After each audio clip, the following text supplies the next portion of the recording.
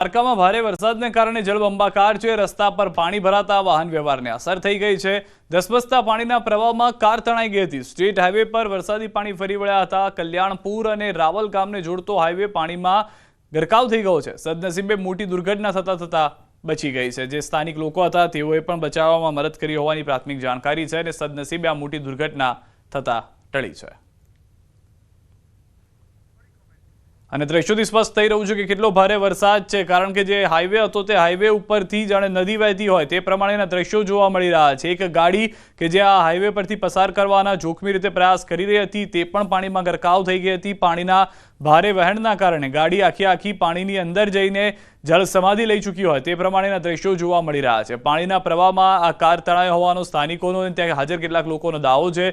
તેઓના જણાવ્યા પ્રમાણે પાણીનો ફોર્સ એટલો વધારે હતો કે જેના કારણે આ પરિસ્થિતિનું નિર્માણ થયું।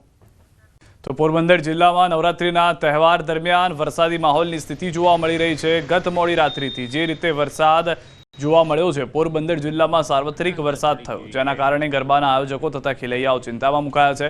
પોરબંદર જિલ્લામાં ગત રાત્રિથી આજે બપોર સુધીમાં સાર્વત્રિક 2 ઇંચથી વધુ વરસાદ વરસ્યો છે।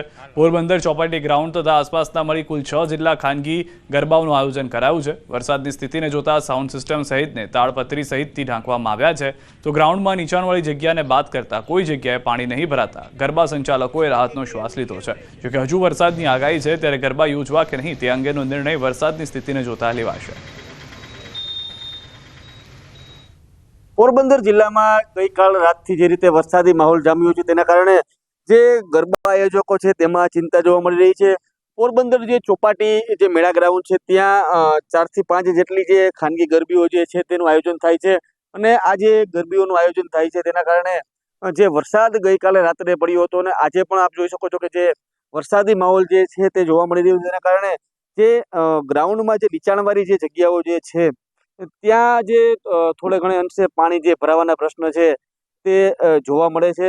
એટલે કે જે રીતે હવામાન વિભાગની આગાહી છે કે હજુ પણ 2 થી 3 દિવસ જે વરસાદ જે છે તે વરસાદ વરસી શકે છે, ત્યારે આ આગાહીને લઈને જે ખેલૈયાઓ છે તેમજ જે ગરબા આયોજકો છે તે ચિંતા છે કે આગામી દિવસોમાં જે આયોજન જે છે તે થઈ શકશે કે કેમ।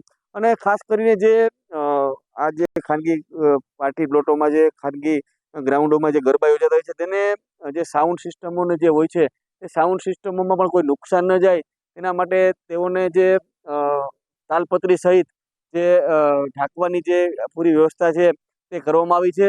એટલે હાલ તો કહી શકાય કે પરિસ્થિતિ જે છે તે પોરબંદરમાં ધીમી ધારે જે કહી શકાય વરસાદ છે તેમજ વરસાદી માહોલ છે તે થોડા અંશે જોવા મળી રહ્યું છે। આગામી દિવસોમાં શું થાય છે તે જોવું રહ્યું। પ્રતિશ સિલુ, ન્યૂઝ 18 ગુજરાતી, પોરબંદર।